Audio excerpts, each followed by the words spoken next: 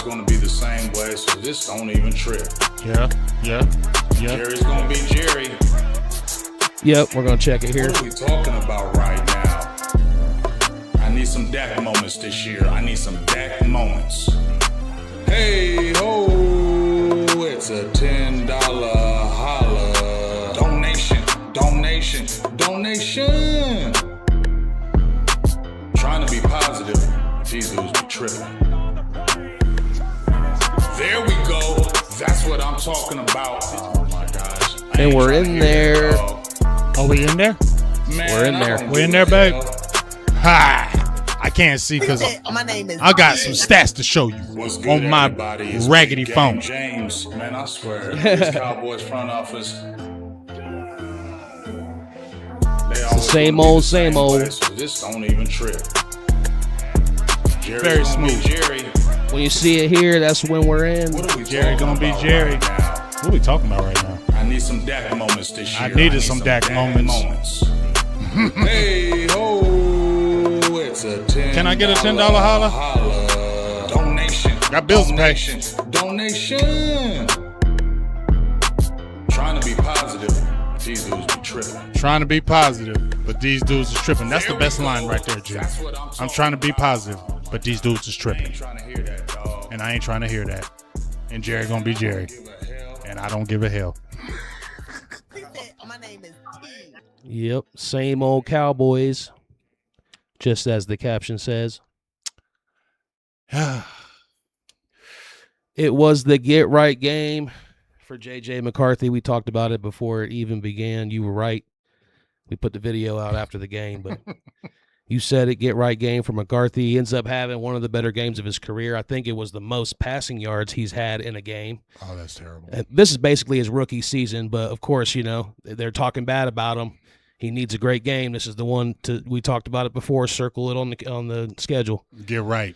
Yeah, because there was a lot of buzz. Is McCarthy the guy that gave up Sam Darnold? You know, and of course against Cowboys, big game, just big chunk plays in the same old Cowboys. Mm-hmm.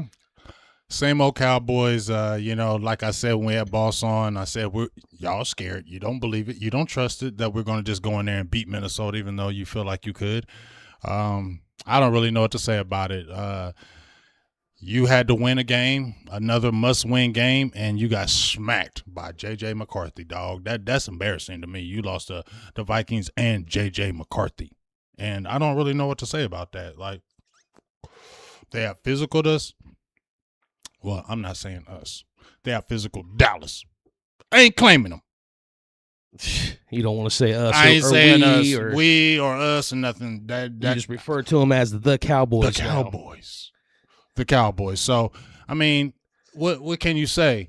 Everybody's talking about fire Eberflus, all that stuff. I mean, another bad game. I mean, every quarterback he plays against, they have career numbers. Yeah, that's what it's been this year, for sure. And I don't know what else to say when you just hurry him and fire him so people can stop talking about him. Yeah, they started that game pretty decent. They had that interception right away. Mm-hmm. But the offense too, though, I mean, they still scored 26. That should be enough to win a game. But settling for all those field goals, that to me, that was the big issue in that game. And they missed a couple. You text me about how you don't trust the field goals. But that was a big part of that game right there, those two misses. What? No, I was looking. I had to mess with her. I said the field goal kickers. Oh, yeah. I don't trust them. I love you. I don't trust you. Yeah, and I think they just relying on that too much. Mm-hmm. I don't want to just talk about the offense because, of course, the defense is bad. But, the offense, though, they struggled too. It felt like there was kind of a chess match going on, and Brian Flores got the best of the play calling in that one. Yep, and even Shotty said Brian Flores got the best of him. That's why everybody wants to get him as the defensive coordinator, right? Everybody's like, get him because I believe his contract is up with Minnesota for my dog, Henny. That's what he said. The offense, I think they had 9 or 10 possessions inside the 45-yard line and only got 2 touchdowns. So just like you said, I think Cowboys get they're getting so used to Brandon Aubrey saving them.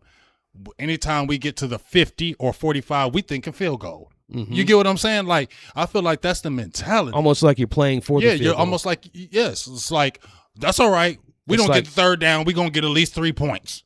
Yeah, it's like we can change it up. We can take more chances because we know we probably got an automatic 3 here, but not looking so automatic now. You can miss 2 in the one game. Missed 2. That's Now, probably the first time for him. Now they were far. I think one of them was like a 59-yarder. It's not like they're easy. Yep. He kicks them like they're 40-yarders, right? So we're used to him hitting the big field goal. So when he does miss, it's just like, dang, for real. But you gotta understand, you're putting a lot of pressure on this man. Mm-hmm. Okay, let's get inside the 50. We got Aubrey. You putting a lot of pressure on him. No, we need touchdowns. I mean, they even said it on the Clowney was talking to Kenny Clark, and he's like, "Bro, we need touchdowns, not field goals." He even said it, and it just seems like we settle. It's like the offense. It seems like the offense kinds of. I don't know if the offense changes up, but I don't know if it gets as aggressive.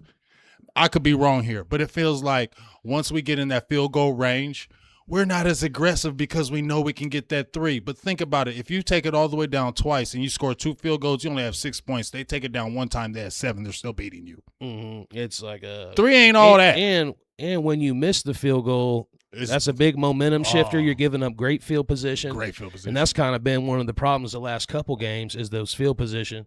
The Cowboys do not play the field position game. And then Schottenheimer, you don't know if is he really aggressive? Sometimes he is, and then sometimes he's not. It's kind of inconsistent, but he's a rookie, which I do want to get into that in a little bit too, kind of grade him, what you think, what the job he's done so far. But, yeah, so it's, I don't know, same old Cowboys. That's what it comes back to. Yeah, same old Cowboys, same old thing. And there was I mentioned it to you as well, text you sweaty Dak before the game. I know it's maybe superstition, but Dak was real sweaty in his pregame interview. Man, I don't know, man. It's just frustrating because year in and year out, it's just really the same thing year in and year out. I just can't fall for the flu, whatever you want to call it. It's just the same thing every year. These overweighted expectations for an average team. That's what it really is. Comes down to G. Dallas is an average team. I actually made a video. You can go on my Big Game James Selfish post. You can go on the page and you can see before the season even started, preseason, you know how you kind of, if you got your own page, you do your linebackers, you do your corners, you do all that, right? Well, I did that, G, but I also did a show and I talked about the reason why the Dallas Cowboys get these results, because they have average coaching, average players. So you're going to get average results. We want these high-end results, but look at the players on the team. If you look at the defense before you added Quentin Williams and Kenny Clark, that defense was below average. Oh, yeah. Not even close. We already knew it was a get-right game. We already knew. That defense was below average. You just got those guys. You got Kenny Clark, but that still didn't raise it up. That's why you had to go get Quentin Williams, because it still didn't raise the roof. You feel me? So when you go line for line for all the players from the front line to the linebackers to the corners to the safeties, Dallas have average players.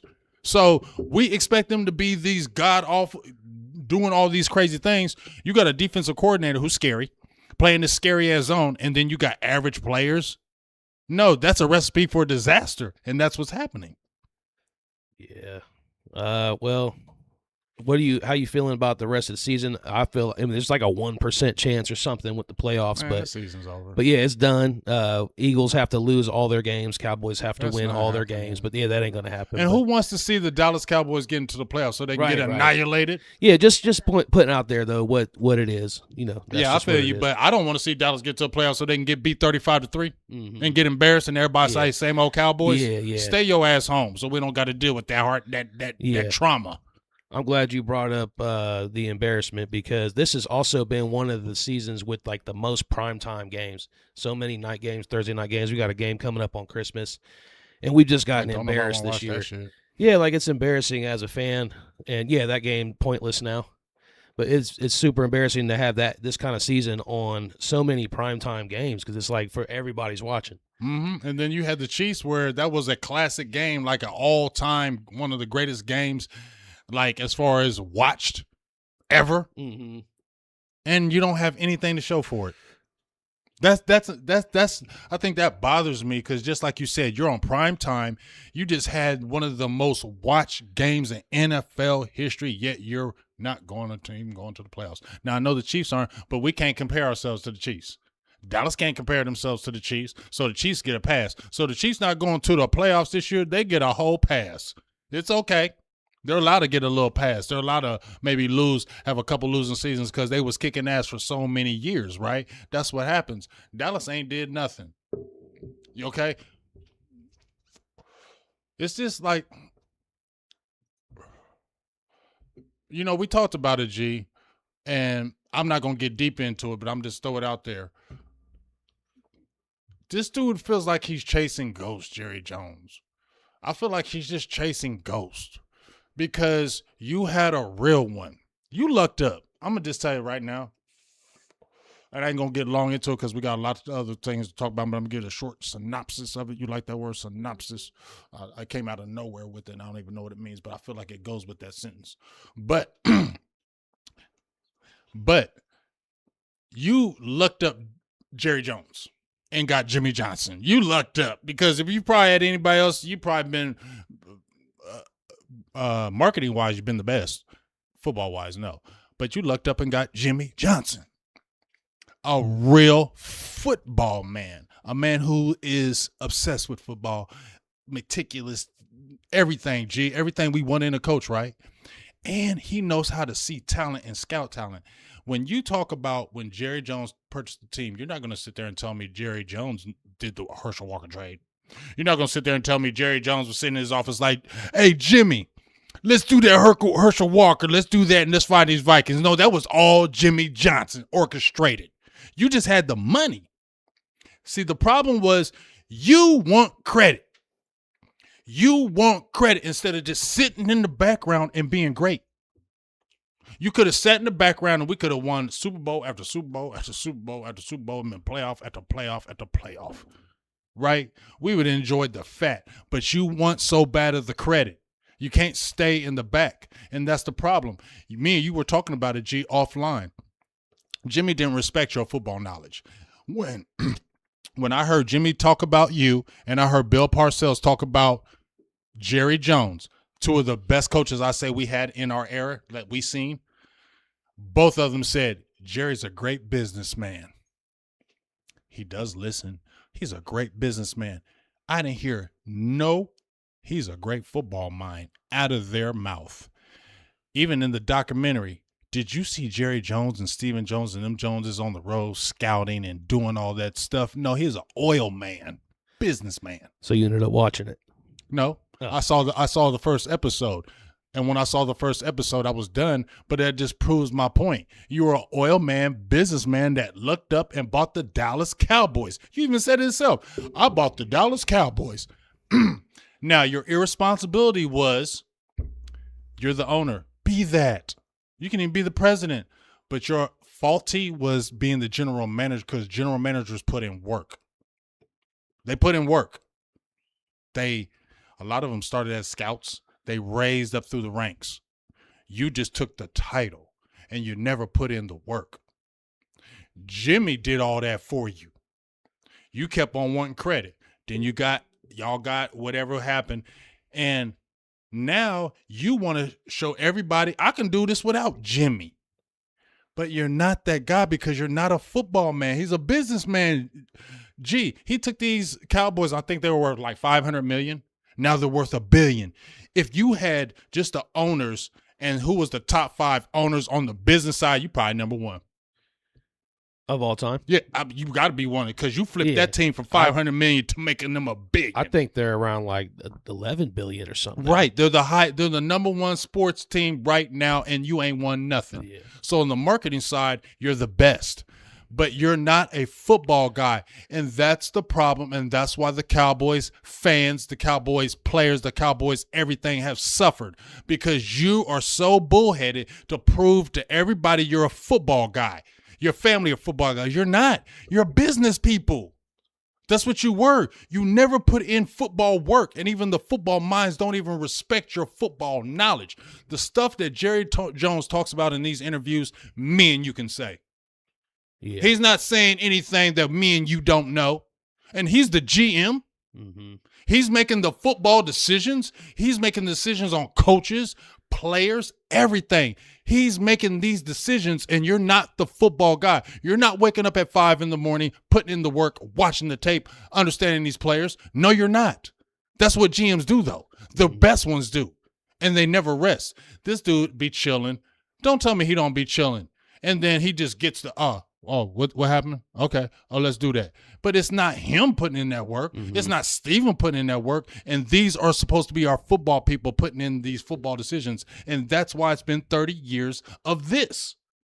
Because you're not the football people. And you made the poll and said, Jerry, GM, move out the way. Jerry, everything else, we love you if you just move out the way. But because he's so paranoid and wants to prove everybody wrong, and he doesn't trust anybody in this organization side his family, he stays in the way. And that's why Dallas is not winning, because Jerry's in the way. Now, I can't say that all the way, because we'll talk about some playoffs later on, that the Cowboys had opportunities and they choke. So it's not just the owner who is doing things. The players that he get ain't big game players. Yeah, we'll definitely hit on some players. But when you think about those eras, the Jimmy Johnson era, we'd say Jimmy Johnson built the team. The Romo era, you would say Bill Parcells is what jump-started that era. Mm-hmm. What are you giving credit for the Dak era? Who am I giving credit for? Yeah, is that Jason Garrett? Or who's getting credit for the Dak era? You know what I'm trying to say there? As far as, like, who put in the work for that? I will only say Jason Garrett, because Jason, from what I hear and what I've seen, Jason Garrett fought and said, get Dak Prescott. So I have to credit Jason Garrett with Dak Prescott. But please understand how I say this. Don't get mad at me. Not you. But I'm trying to bring it out of you. What is Jason Garrett? Ain't arriving in the big games. I love Dak. But, and now Cowboys fans, I already went into it with somebody when I said Dallas don't be winning big games. Somebody jumped in there, the Chiefs and the Eagles win big games. I said, man, you Cowboys fans going to live on that for the next 10 years.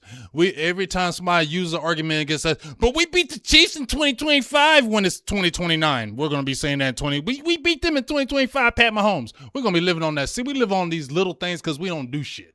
Dallas don't do shit, so we live on the tiniest things. No, when I look at Garrett was there 10 years, went to 3 playoffs. Now, 2018, that wasn't a bad team because your defense gave it up. 2016, and didn't have a good defense. 2014, we remember the catch. But I always tell people, if Dez would have scored that touchdown, they still had 4 minutes and 32 seconds, and Aaron Rodgers was killing our defense. Mm-hmm. So I'm just letting people know that as well, right? So you had a guy that was there 10 years, only went to 3 playoffs, and didn't arrive in big games. And I love Dak, but he has had that same thing attached to him, and those kind of things kind of correlate. It's not all Dak's fault. It's the team. It's not him. It's the team. It's the defense. It's the coaching. It's all that. But as the quarterback and the franchise guy, you're going to get the blame no matter what it is. So I hate for that to happen, but Dallas just doesn't have big game hunters. They have good players, but they don't have guys that can do it when it matters the most. We can hate on the Eagles all we want, G. I don't like the Eagles. I hate them. But guess what? They be winning the games when it matters the most. Jalen Hurts can throw for 110 yards and suck, but he'll make big plays at the end and win. Tell me you wouldn't love Dak Prescott to only throw for 115 yards but make them big throws at the end to win the game, or make some plays at the end. You wouldn't give a hell if Dak was throwing it. We would spit everything, all these people. So what? Dak winning. So the same thing these Eagles people are saying against us, right? So what? Jalen Hurts is winning, though. He's been to Super Bowls. He's a winner. He ain't got the stats right now, but they win. Tell me we wouldn't want that flip with Dak. Would you want stats with Dak right now, or would you want them wins? I would take them wins. So if he didn't have these stats but he was winning games, we would take that right now. Yeah, and it shows that the Eagles have a more well-rounded team too. But that kind of goes into what we were talking about too, I think right before the show started, about do Cowboys fans feel like, well, let me get right to it. Do Cowboys fans want other fan bases to think Dak is the best quarterback in the league? I do. I definitely feel that way or because something like that. because I've seen it, and y'all need to understand. Don't be sensitive on this show tonight, okay? Y'all need to understand this. On Twitter, when Dak throws for 400 or whatever, people jump on Twitter. That's my quarterback. Yeah, that's right, Dak. It's like we have to validate Dak, especially on Twitter. A lot of people want to validate him, and I feel like you don't got to do that. Like, just let him play. It's like because I think because so many people diss Dak, I feel like Cowboys fans are like, no, he is good. So they're fighting for him, and that's why they come out on Twitter and go hard to show him, nah, Dak ain't no bum. Look what he just did. Look what he's doing. So I get that aspect, but it's still going to come down to since 2016 to now, he's been in playoff games and they ain't won. And like I said, when I look at that and when I look at Mike McCarthy, and it's funny how people diss McCarthy so bad. Like, people want to forget McCarthy. That's what it feels like to me. People want to forget that he was there. McCarthy had 3 straight 12-win seasons that had not happened in 20 years since Jimmy Johnson. Right? That had not happened. And he was a Super Bowl coach just like Dan Quinn was a Super Bowl coach. That 2022 season, to me, that was the season we should have had. 21, we should have. But he said the team was nervous. I was like, oh, hell no. But Dallas slayed the Tom Brady Dragon, put him in retirement. We blew them boys out. They came to San Francisco, and when people say Dallas defense didn't show up, yes, it did. Christian McCaffrey ran for only 37 yards in that game. Brock Purdy did nothing in that game. They had no offense in that game. What happened is Dak made a couple bad interceptions. I'm not going to put it all on him. Trevin Diggs dropped that big INT that could have turned the whole game.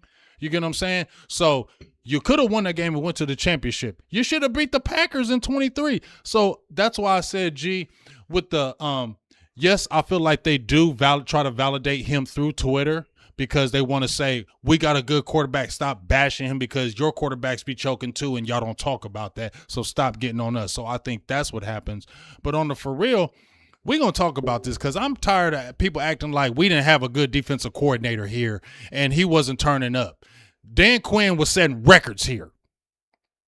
They had a damn good defense. I don't want to hear, oh, we couldn't stop the run. Yeah, that's been the case. But you had damn good defense and you still didn't do it. Yeah. That's what we were talking about too. It doesn't really matter what we say. It's just always going to happen because it starts up there at the top. It does. Jerry done did too many sins for real. But I guess one thing we should hit on from that game still, and then the Chargers a little bit more, but we're not going to dive too deep. I mean, the games don't really mean nothing. Right. But I have a couple questions about it, though. Right, for sure. George Pickens, again, not much production. A lot of talk about him now, again. So what do you think's going on with that situation there? I mean, are they just – the defense has just figured him out, or – what do you think? I was wondering if it could be some politics involved. I don't know. Because it just feels like they're not even looking his way. I wonder if it's politics. Like, okay, let's not give you targets so we don't got to pay you a lot of money. That max deal. Yep. Who knows? That's a conspiracy, but it's really not conspiracy because people really do that. Like, limit his targets. Limit his targets. And listen, the GM, Jerry's the GM. And when you look at the GM description, GM says he interacts with the coaches all the time, talking with the coaches. So that means Jerry is meddling. That's why he wanted to be the owner, the president, and the GM, so he could have his finger in everything and meddle and find out and watch every single thing that's going on. I'm going to have my finger in it because I can. You get what I'm saying? And how can I not believe? I'm not saying it's true. It could be wrong, but how can I not believe the GM says, I ain't trying to pay him no $40 million. That's going to break the bank. I'm paying him. Hey, man, limit his targets. How do I know that conversation don't go on? Hey, limit his targets. And you don't have to tell Dak. You can just do it in the game plan. And you're going to tell me when we talk about the call comes from upstairs, bro, I had players. I talked to Anthony Wright. He was on my show, quarterback for the Dallas Cowboys. He said Jerry Jones was in the quarterback meetings with pen and paper. So don't tell me Jerry ain't all the way in and saying, hey, you need to get him on the field, or, hey, he don't need to do this. And if he says it, is any coach going to say, no, Jerry, except if you're Jimmy Johnson or Bill Parcells? Mm-hmm.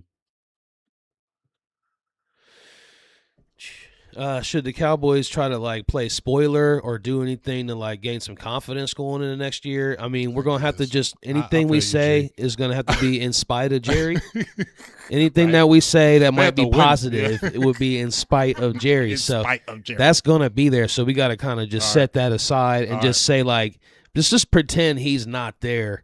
I'm pretending. What should you do if you was the GM? Let's look at it from that perspective. If you were the GM, should the Cowboys play spoiler or do anything to gain confidence for next season, or like just rest Dak or other players and just blow the team up? Okay, Shotty came out and said we're trying to win, and I get. I kind of don't like this from Shotty in this aspect. I get what Shotty's doing. No, we playing with Dak. We winning. Shotty, I love you, but shut the fuck up right now on that. You just got your ass whooped 2 weeks in a row.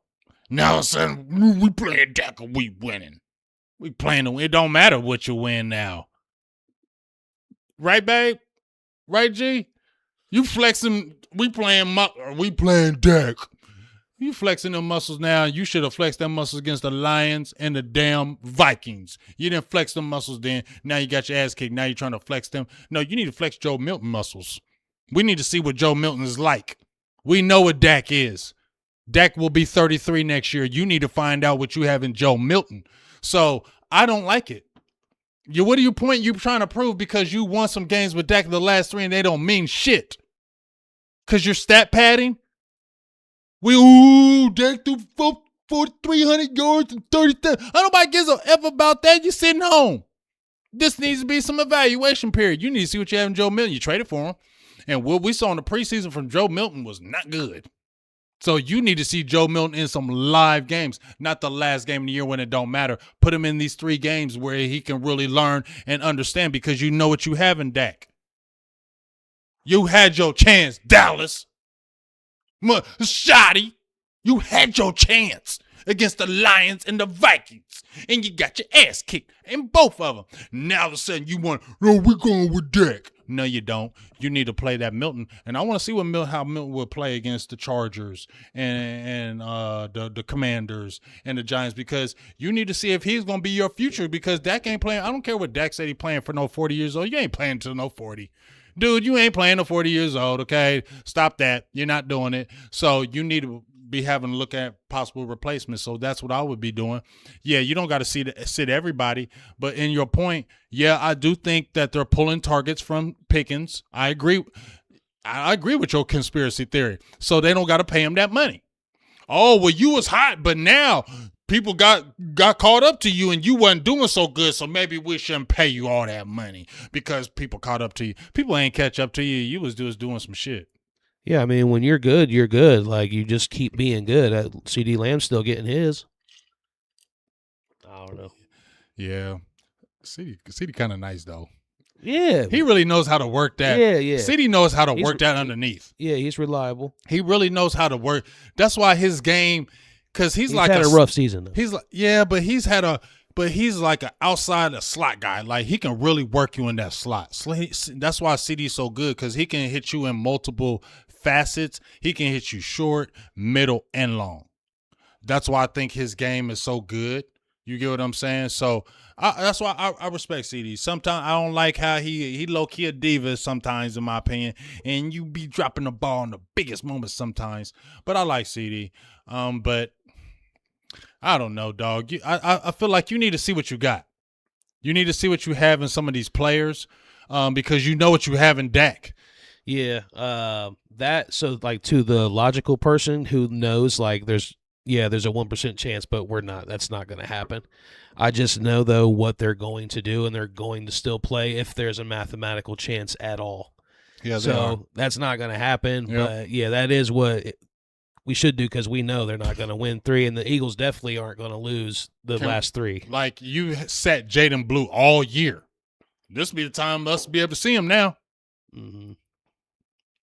I mean, that's a draft pick, and we're gonna talk about that draft too. There's some other guys too, right? That Phil Maffa could see. Yeah, Phil Maffa. I saw something about Jaden Blue. You know, they activated his practice window. Yeah. Butler, the cornerback, he's got his window open. I want to see him. You've been wanting to see Winfrey. Yes, because he hasn't played all year. He's been inactive every game. He hasn't played all year. He's cheap, though. He'll probably come back. He can cost a lot of money. So, Chargers game, not really much to talk about, right? It's in L.A. I mean, are we trying to talk about how you win this game? Or I mean, honestly, Does I'm just it keeping it real. matter? I don't care. Like, I'm being honest with you. Like, you know, I'll be honest, y'all. Those 2 games against the Eagles and the Chiefs, I was hyped. I didn't believe. I'm just telling you right in the camera. I didn't believe they was gonna come back from 21-0 and beat them Eagles. I was super surprised. I was hyped. I hate the Eagles. And came back and beat them. That was awesome.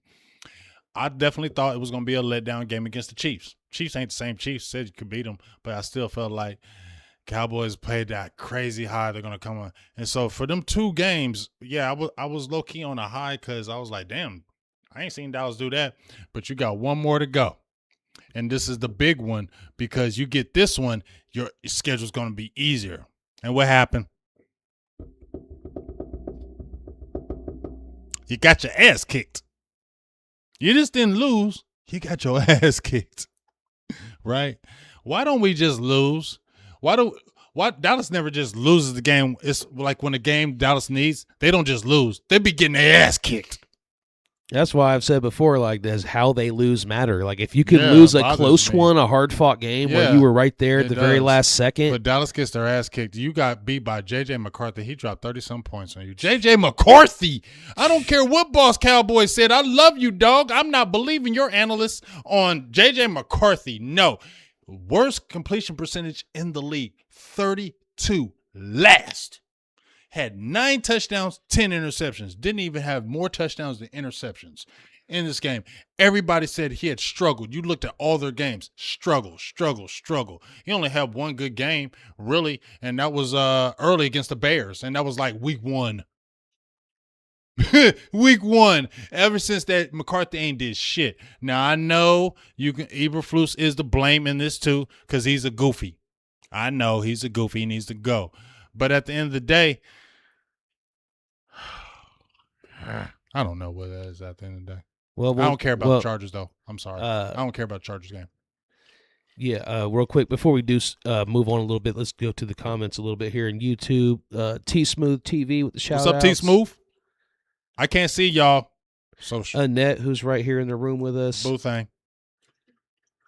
Kibu8898. David Belier. Appreciate everybody with the comments. What's up, brother? Shoot us questions if you want to hear him talk about something. He said, David Belier said, let's get this loss to the Giants out the way because they eventually will beat us. Yeah, they probably this will. year, not next year. Yeah. Yeah, Jackson Dart, he looks pretty good. They're going to be – and lucky Cam Scatterboo got hurt because Scatterboo and Dart and that offense, Neighbors was hurt too. Scatterboo was nice. And they got a defense. They're going to be okay. If they get them the right coach, you feel me? The Giants are going to be good. So, I mean, I don't know what we be thinking, in my opinion. From my perspective, I don't know what we be thinking like the Cowboys are just this upper echelon team. They're not. They're an average team. And the problem with Dallas Cowboys and fans, we think this team is so much better than it really is. We think our players are better than they really are. And that's the problem. No, they're average. Deron Bland, I said it. He's a slot guy. You went out there and you paid him this money. You paid Jake Ferguson off bad year. Bland, bad year. Marquise Bell, we didn't even know he existed under Zimmer. And Turpin ain't did nothing. You signed 4 players who haven't done anything. Why? I moved it. Bad contracts. Bad contracts. Bad drafts. We are going to get more into that. And drafts haven't been great either. Drafts, bad, trades, all kind of stuff, man. Because think about it. When Quinn and Mark McCarthy, I went through their draft in the Quinn-McCarthy era, they were not good. That 21 draft, 22 and 23, bad drafts.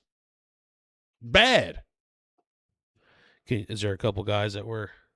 you could name that were the bust in that draft? Oh, I can pull it up. 21, you only have Parsons. You had Osa and Parsons, and Parsons is not with Dallas. Osa is good. He's not great. You drafted 11 players. Matt Walesko, Simi Fihelko.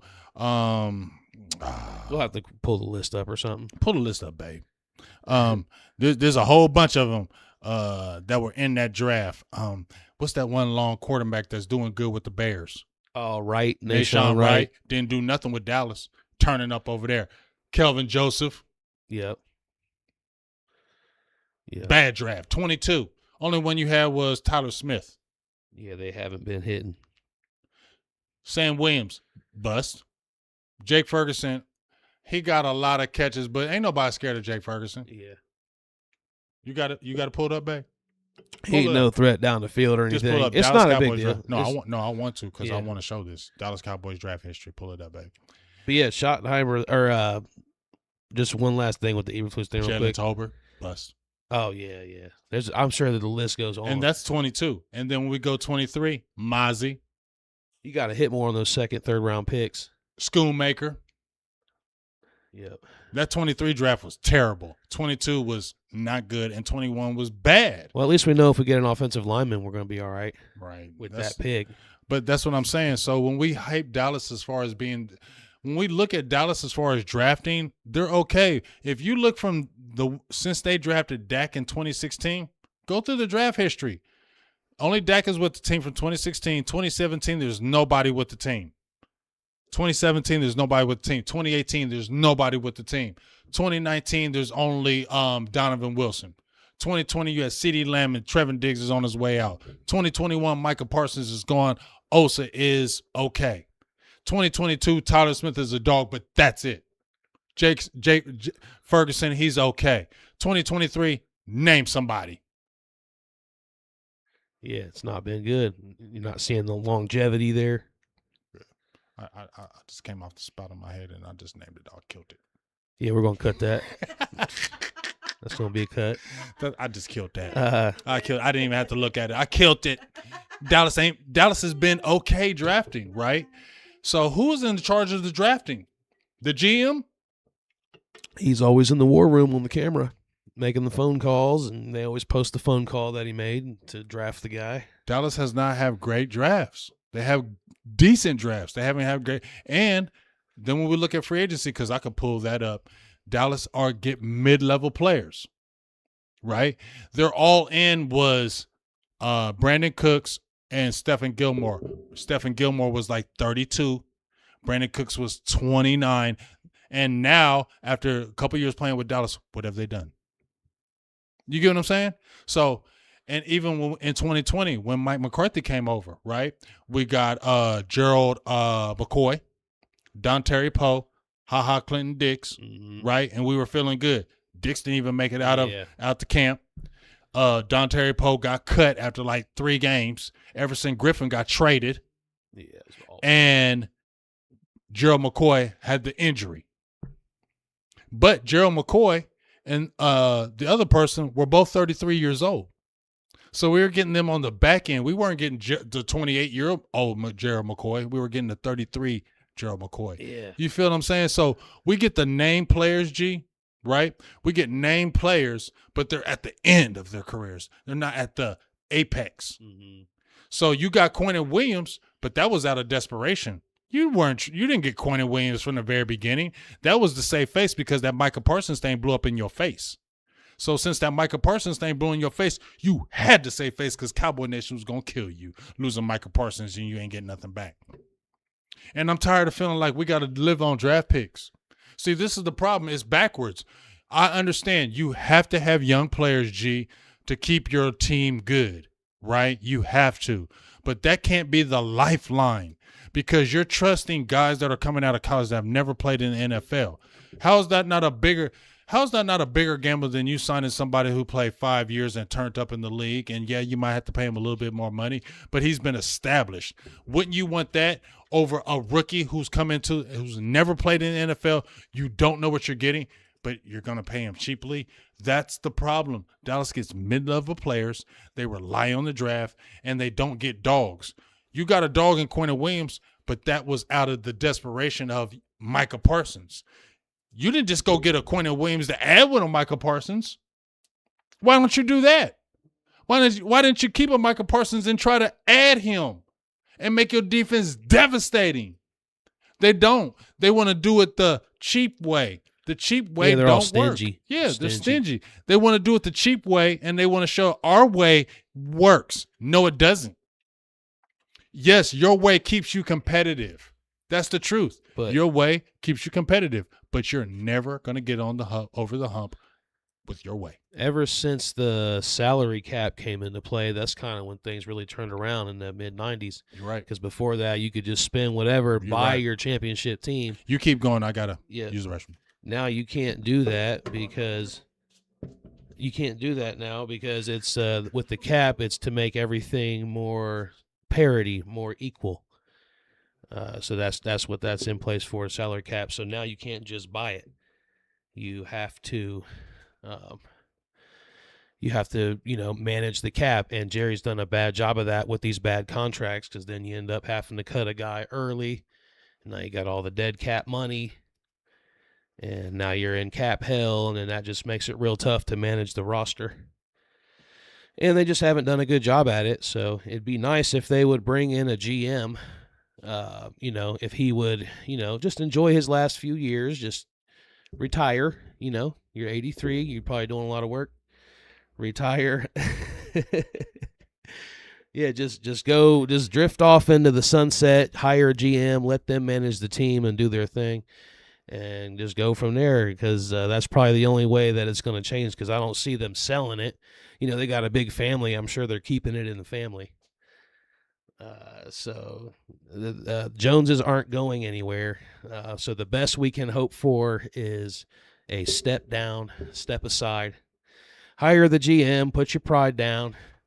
You've proven now over 30 years that you cannot do it. So go ahead, set that ego and pride to the side, and hire you a GM, and go right off in the sunset. Retire. You're 83. It's time to retire and let it go. Because think about it, G. We are – how can you get excited when you got an 82, 83-year-old GM who is managing your team from top to bottom? 82. I don't care how alive he speaks great for 82. I don't care. 80. Oh. Yeah, and when you went down there, I was talking about how bad they managed the cap, and that's been the big problem, because you got these bad contracts. This is what's about to happen with Diggs most likely too. You're probably going to have dead money, and you keep having those bad contracts. So, well, they're going to save $15 million for cutting him. It's hard to manage that salary cap. Yeah, but still, that's not as much as they're still eating some, right? They're going to probably eat some, but I don't know. I just feel they like still owe him something. I'm sure that's guaranteed money in that contract. No, his guaranteed money is done after this. Oh, that's okay. why they can get rid of it. I didn't know that detail. And that's why you almost wonder if it's a setup, because that's when it runs out this year and you can get rid of him, and then it happens. You know what I mean? So, but that's the life of all NFL players across the board. So this ain't a Dallas thing.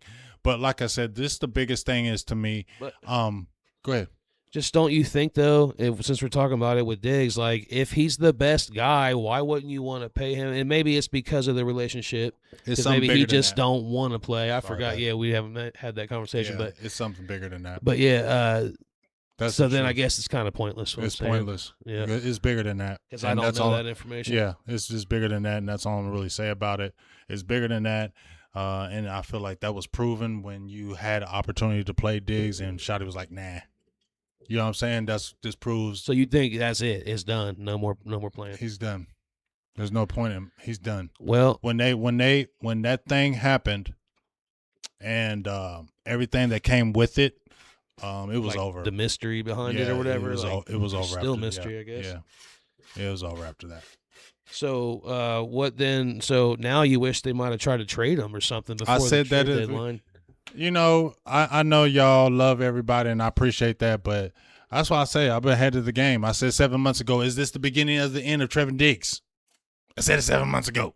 Is this the beginning of the end? Because you know what? You get to see the way they're talking about him in the media. When Jerry and them start talking about you like that in the media, oh, he's not being dedicated. He's not doing this. He's not. Yeah, that's your death sentence. That's your death sentence.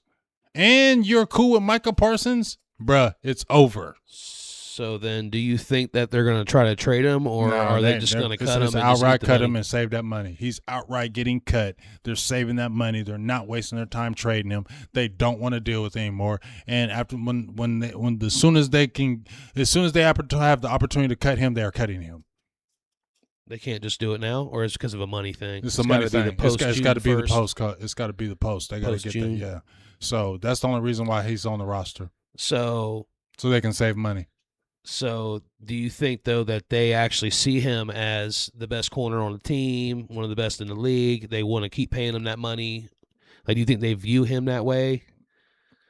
No, I don't think they view him as that. As far as talent goes. No, I think they view the talent-wise because that's why they drafted him, because they definitely feel like he's talented. But Diggs mentally, I don't know. I'm staying away from it. All I know is they're done with him, and no matter what talent he has, they don't care anymore. He going. So then, who's the best corner on the team then, if not him?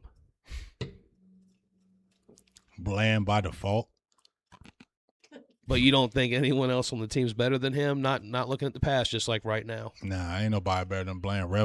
He's still young. He's still learning this game. He didn't have no camp, no nothing. He learning it. I like Josh Butler, but I don't know if Josh Butler is better than Bland. I don't know. Who else is there on the roster? Oh, corners. Not too. Ain't many. nobody. That Reddy guy. Yeah, ain't nobody on the roster. That, Quasi. Ain't nobody. So yeah, ain't nobody. So yeah, by default, Bland is. But I don't know what y'all was thinking. You drafted him in the 5th round. A lot of people had Bland as a priority free agent. Were we going to lose him if we didn't sign him, or was he going to play this year anyway? Was that a holdout situation, or was under contract, right? Yeah. See, here's the thing. Like, why couldn't they let him play out the year and then get it done? That's what I'm saying. That's the bad. You didn't have to sign Ferguson. You didn't have to sign Bland. Stephen Jones came out there and said, we're going to do wait and see on both of them. And then you signed them. You know why you signed them? At least in my opinion, out of spite. When Micah Parsons was traded, you started signing all kind of people. Oh, yeah, Micah Parsons left. We signing everybody. Bro, they came off 2 injury-plagued down years, and you signed them, right? And what was one of the reasons why Deron Bland was probably kind of good? Because you had Micah Parsons creating pressure and getting pressure, and guess what? I can jump that ball because you're getting pressure. You're going to probably throw that ball quick, and I can get an interception. Duh. If you're a player, you know that. Oh, yeah. So Micah Parsons helped Deron Bland's career. Guess what? You're not pressuring now with Eberflus, right? Deron Bland is getting exposed because now he got a cover. He can't cover them guys, not in my opinion. He's okay, but he was drafted in the 5th round. A lot of people has a priority free agent. Why do you think they had him like that? Because he's okay. So that's all the reason why I said, and I'm not pocket watching, so I ain't going to say nothing about the money. I said, buyer beware, because you pay all that money. Might not be that guy to do that with. Yeah. That pick 6 season was amazing. If they would have signed him right after that, I would have felt great about it. Like, this dude's a beast. He's about to be a pick 6 guy.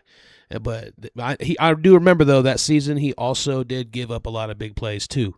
But he did get all those picks, which was exciting, and you would have thought maybe, like, right then, let's sign him, but I'm gonna keep it real. I was more excited. He got hurt though, right? I was more excited with Diggs than him because Diggs is a better player than Bland. So that's why I was more excited about Diggs, because Diggs is actually that guy. He has that talent to be that guy. Bland just is not that guy. And it's no hate. It's no disrespecting him. Nothing. He's just not that guy. He's going to get exposed when he plays them dogs. You've seen it all year. You've seen it. Yeah. And we've been seeing it. Tripping over his own feet. That thing what Marvin Harrison Jr. did to him, that was terrible. And then the bad angle he took, or what angle was all right, but Jahmyr Gibbs. A lot of people have been killing him this year. And it's not Bland's fault. It's not his fault. He's a good player, but he's not that guy. That's all. And the problem with the Cowboys is y'all try to pay him like he's that guy instead of just sitting back and saying, Nah, we're going to wait on you because you came out of Fresno State. You didn't come from no Power 5 conference. We're going to go ahead and wait on you. You jumped the gun on him. He's one of those guys that's like the unsung hero on the team. He shouldn't be getting the big money. It's kind of like James Houston. That kind of guy. He reminds me of like the Patriots. Bland would be a guy that you would have seen on the Patriots, not getting the big deal, just fitting in with the team, being that extra Making guy. plays. Guy that's you're getting a bargain on. Exactly. But if you put him by himself, he's going to get exposed. Well, now you paid him top money, and he's not. He's more of a complimentary player, probably. But guess what? Once again, G, that goes about what we're talking about. Who's evaluating them? The general manager, Jerry Jones and Stephen Jones. They're doing the evaluations. What about Will McClay? We kind of hit on that before, but like, what's his big role? I mean, his big role is that Jerry loved him because he don't want no GM title. So what does Will McClay do? I would say Will McClay is the player personnel. Stephen Jones kind of gave him that title. You ain't a GM. What's he do though? Like how does he He's a scouting guy. He goes out and finds the talent, whether it's free agents. So that's like what you just said then. Yeah. He's that guy. He's Jerry's player evaluator. Pretty much. He's Jerry's. So he advises Jerry on who he should sign or basically Jerry can sit back and I'm going on a trip for about 3 weeks. Handle that for me, Will. That's what he is. Oh, that's his right-hand man. That's what he is. I can be lazy. You can have it, baby. Oh, did we skip? No, we didn't. You can have it. Who? He's black. Jerry and them are white. Will McClay. How's your family? No, that's what I'm saying. I'm saying, but he's getting info from outside the family. I mean, I don't know. I just know that. I'm just wondering, because people did praise him a lot when we were hitting on draft picks, back in doesn't that get J.C. no Garrett kickback. era did hit some draft picks. They did, but he don't get no pushback. I just feel like Will McClay's happy with his title. He's never going nowhere. So Jerry keeps him because he don't want a title. So you think it is Jerry doing the evaluating and actually doing the evaluating of players, or you think it's Will McClay and then him and Jerry just talk about it and Jerry just trust him what he says about the guys and that's kind of how it works? I'm just curious what you think. Just what you just said. Everything what you just said, that's what I feel like it is. He says Jerry's like, go find that for me, Will, and holler back at me. All right, I got this, and this in player. What you looking at?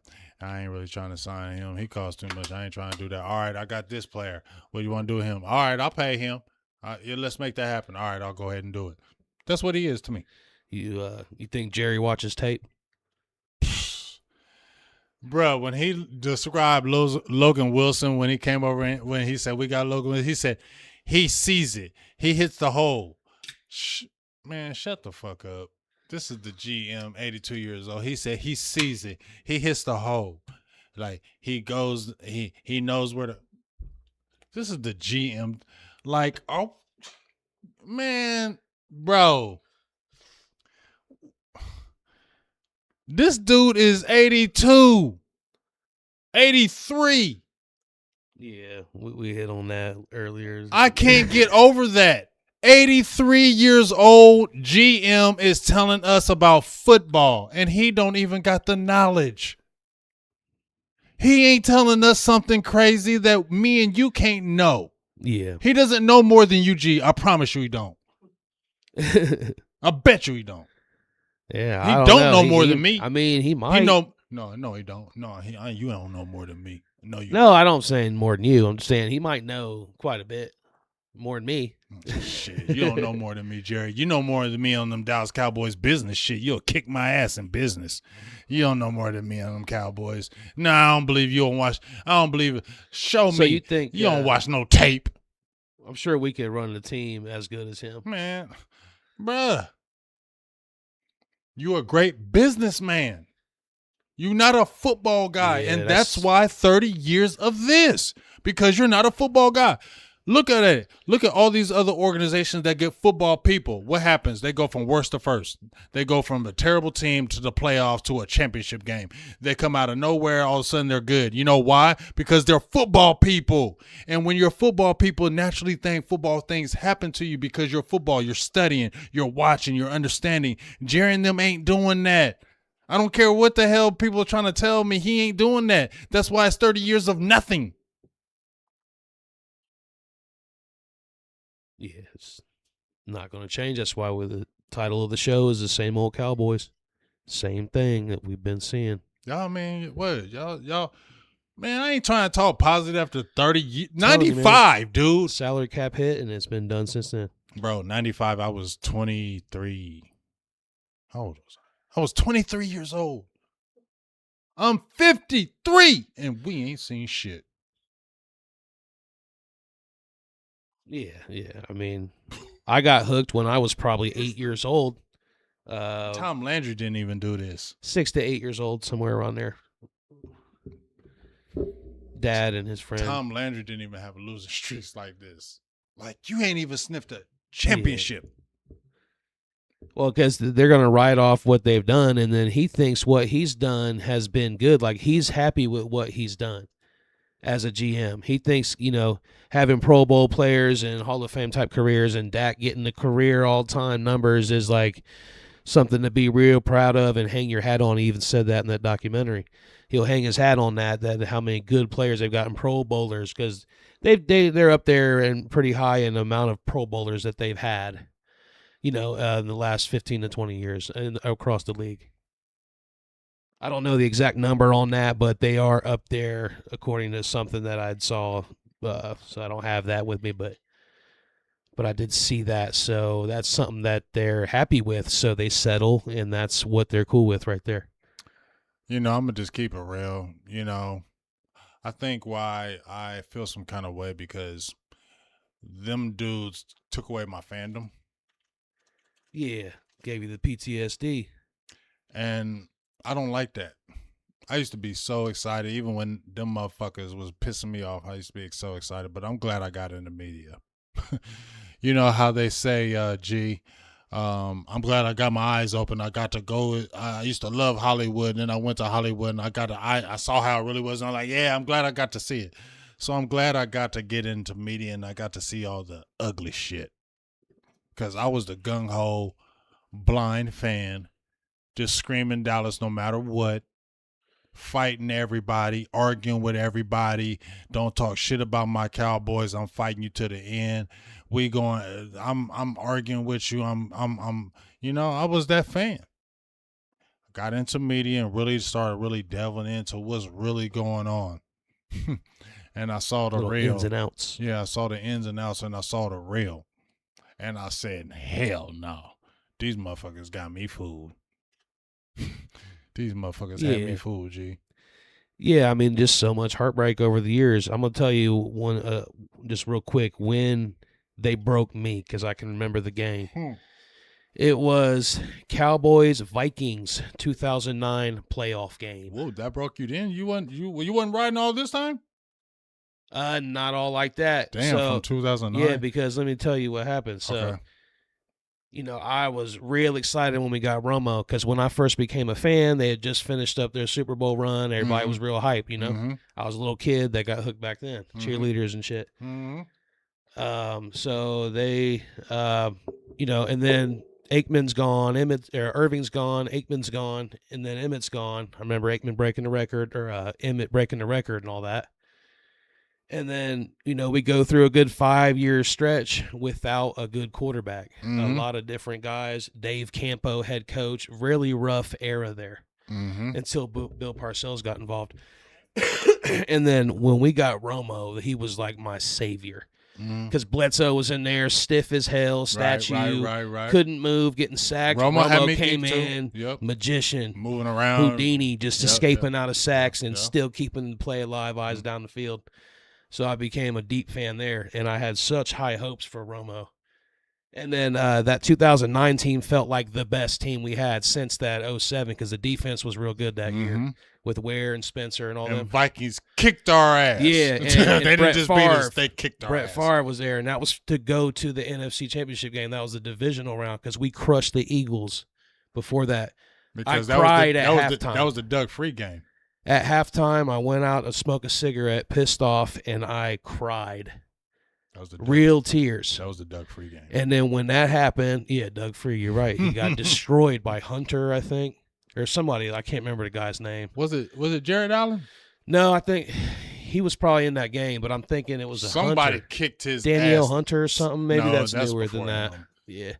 But anyway, somebody kicked his ass that game. I shed real tears, and I was pretty young in my early 20s at that time. But that was when I was real hopeful, and I'm like, okay, no matter how good we are, we're not going to get there. That team was really good in 09, Miles Austin, and that broke me there. And yes, I've been excited for the team, but I've always been like, it's going to be like crazy as hell if we ever get to a Super Bowl and win. Like, it's going to feel like it's not real if that ever happened. But yeah, so I've just kind of never put big expectations on after that game. I'll tell you, for me, I'm going to keep it real.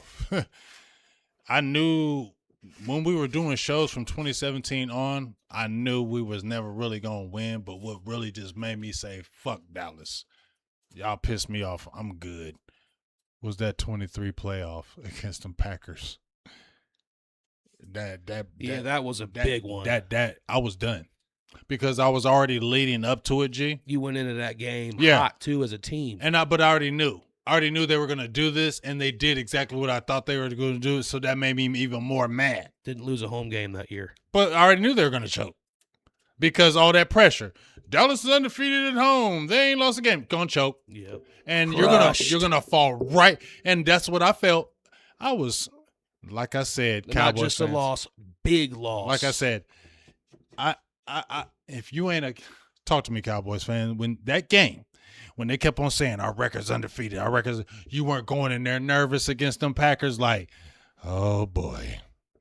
Yeah, it's always like that. Oh boy, they keep on pumping us up. Can you really trust them? You're gonna choke. They're pumping us up. We're gonna get blown out. And when I seen that first series, and I seen CD get mad, I said, we're about to get blown out. That's what I said in my heart. We're about to get blown out because CD knows. That's why he's so mad. Because he knows. Motherfucker, we've been killing everybody. If we don't jump on this, they're going to kick our ass. It's like he knew. That's why he was so pissed. He could feel it. And he's like, we got to score on this first possession, bruh. You probably tell right away, like, all right, we're getting out coached. Bro, you saw when I saw him jump up and then Dak went over and then Mike McCarthy, and he was just like, I could see where he was like, I'm not excusing his behavior, but I could see where he was like, man, fuck this dog. Dog, we can't come out like this. We're going to do that same bullshit. That's what I feel like he was saying. Like, we're gonna be on that same BS. We start out like this, and then guess what? Boom, touchdown. Next series, interception. You feel me? It was like he knew the snowball was coming.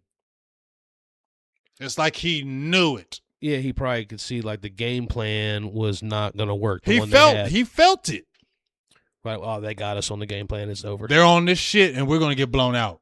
Because everything we do is getting stopped. They're watching. They know everything what the fuck we do. It's like they knew us. You catch a ball, the dude's right there. We came in vanilla and weak as fuck, and it's like they knew us, and they knew they could whoop our ass. And that was, to me, was like, I'm done. I can't just sit there and rep this squad and y'all coming in soft like that. I just can't. I can't rep that. I can't do that. So, like I said, I'm always fuck with my Cowboys, but I mean, they're not winning again. Where have you seen in history? You can point it out to me, any of y'all, where you seen a guy come out of nowhere, right? In the NFL, him and Jimmy Johnson come out of nowhere, and they hit them Super Bowls, boom, boom, boom, boom, boom. And then you have a 30-year drought, and all of a sudden you go to the Super Bowl again. Where have you seen that? Yeah, I think we're just hoping that, like, Jerry accidentally makes the right hire again, like what he did with Jimmy Johnson. As long as and he's then in a coach the way, just as long comes as in he's the and gets it done. GM in title, we're never winning. Yeah, unless he gets lucky. That's not going to happen. We're not getting lucky. He's not hiring enough coaches. We're not getting lucky. It ain't gonna happen no Y'all matter go what. ahead and believe it. I know it's, like I said in 2017. I said, I know Cowboys fans. I said in 2017. Go look at the tape. I said, I know Cowboys fans, y'all don't want to hear this. I don't want to hear it. But it's the truth. And you can't stop trying because it's irresponsible as a organization not stop trying. But go ahead and get Brian Flores or whatever, whoever you talking about. It's going to happen with them too. Something's going to happen, and they're not going to do it. They've had so many times where they've been that close, and it's always something crazy that happens. Bruh, Jerry, you done did too many sins, dude. Yeah, they're going to have to win in spite of him. And that's not happening. Dak, you should have went somewhere else. So talking ain't about winning in Dallas, bruh. Cowboys and overcoming Jerry and culture and stuff. Brian Schottenheimer. What kind of are we too tough or expecting too much from him? Because since he's like a rookie, he's a first year. You know, he didn't get to choose his defensive coordinator. Really, he might have stamped it, but. You know, what are we thinking of him? Are we going to give him a better chance once he does get his own defensive coordinator or the rest of his own staff? I like Shotty, Libra gang, but like I said, when I had that rant, you ain't got the nuts for this. You're not standing up to Jerry. There was only two guys in this organization, Bill Parcells and Jimmy Johnson, that said, fuck you, Jimmy. I mean, fuck you, Jerry. Mm-hmm. And Jerry had to be like, all right. Well, see, now I wonder if that's part of the interview process. Like, do they make sure they're not going to be that kind of guy before they make the hire? And they probably do because, like, you know, you said the comfort hiring. So, like, they already know, like, all right, we're good because this guy ain't going to give us pushback. He's thankful for his job. But yeah, he's you know, he'd have to overcome those things. It's just Schottenheimer. depressing. But what do you think of him? You think he's been all right as a head coach? I mean, I give him a C. I gave him a 7 out of 10 about a couple months ago. And I'm staying with that. He's a C. I'll give you a C. You know, with the tragedy of Marshawn Nealon, he's held the team together. I think the team loves him. I think he's genuine. Yes, he's got out coaching some games. I think he thinks too much on the. That's our problem. He's a Libra gang. Babe knows. I overthink the shit. Sometimes I overthink it, and I didn't want to tell anybody this, and I'm just gonna tell. This is the absolute truth. We overthink things as Libra. Overthink things. So I think sometimes when he's in game, he's overthinking it. Should I go? Should I not go? What should they? What are they gonna think? I think he thinks that. Really, my opinion. And because he overthinks things, now you mess up. Now you make the wrong call. Now you're getting your ass kicked. You get what I'm saying? But one thing I like about Shotty, he's honest. He said, hey, Flores came in there and kicked my ass. But that ain't going to happen again. I respect that. At least he say it. He kind of kicked my ass on that. yeah, I'm thinking about how since there's nothing we can do about Jerry, there's going to be a certain type of guy that fits in with him, that molds with him. Like we talk about, you know, somebody who ain't going to give a lot of pushback. But you can have a best of that kind of guy. Is he like probably one of the best fits you could have, you think, for Jerry? Because he does kind of feel like he has that culture. We did talk about a winning type culture after those couple big wins.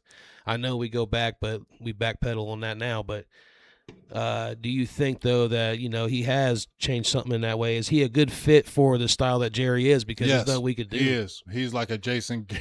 I didn't want to say this. So many people were. Y'all make me mad. Some people was getting on me like, this Jason Garrett part 2. I'm like, no, it's not. No, it's not. Yes, it is. Y'all are right. I was wrong. Whoever said it was Jason Garrett part 2, you're right. I was wrong. I'm admitting it now. He's not Jason Garrett, but he is part 2. You're right. Y'all were right. I was wrong on the Jason Garrett thing. So whoever said, it's Jason Garrett part 2, and I said, no, it ain't. I jumped right in the comments and said, no, it ain't. Yeah, it is. You're right. Yeah. I was wrong. So this is Jason Garrett part 2 because he likes Shotty. He blends with him. So he's going to give him the whole 4 years. And if he has one dope ass season like Jason Garrett did, he's going to extend him like he did Garrett. Yeah. Because he's his handpicked child. Yeah. What the hell was I gonna say? That was real what I just Man, said. I had a comeback for that too. Not a comeback, but like something to add to it. I was waiting And I for done it. forgot, but it'll come back to me. It'll come back like this. Oh yeah, I got it now. See? So yeah, I feel like it's hard to kind of judge them much because the offense was good. They put up a lot of points. They're number 1 in yards, top 5 in points, right? Some top number 4, I think. We had saw that a lot graphic. more creativity. Yeah, so the offense was good as it has been for the last few years, except for the injury to Dak that year was bad for with backup. But yeah, so but he did not get to pick the defensive coordinator, I don't think, so that's where we No, he need to didn't. see. I feel like we need to let him get his guy, but I keep seeing things about continuity and letting him, not firing Eberflus and keeping him around. I mean, he did get half his starters in the mid-season, about half the starters on defense, and same kind of results, really, except for the stretch of games, but we did give up 21-0 in the first half to the Eagles, and those just weren't pretty games. It's not like you dominated or anything. Well, that's perfect. That's a perfect segue to talk about Eberflus. Because we were talking about is he the scapegoat? Because I said that, and some people jumped on my ass on Twitter when I said he's becoming the scapegoat. And this is why I said this. Understand how I'm saying this.